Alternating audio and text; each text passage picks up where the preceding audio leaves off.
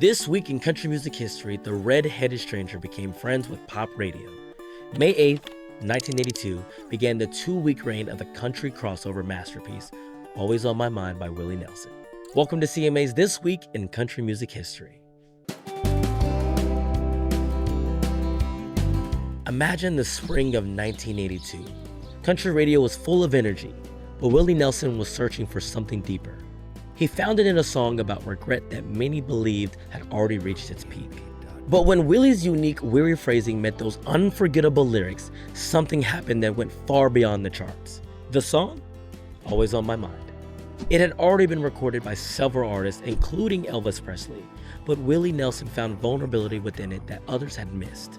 Willie first heard the song while in the studio with Merle Haggard recording their Poncho and Lefty album. Merle passed on the song, but Willie immediately knew it was something special.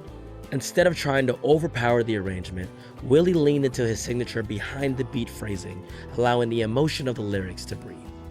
The result was a recording that traded bravado for something far more powerful: pure, unfiltered regret.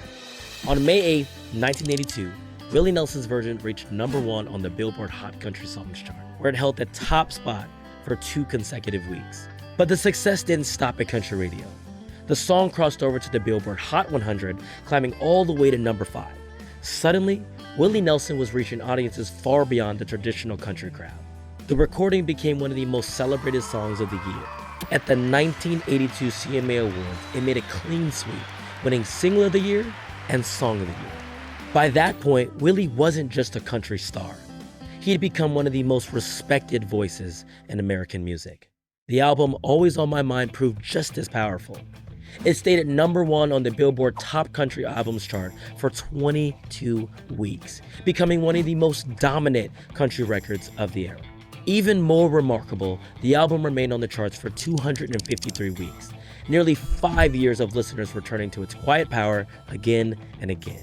He proved that country music is often at its strongest when it's at its most intimate. By trading the traditional honky-tonk shout for a hushed confession, he cleared the path for future generations of quiet superstars.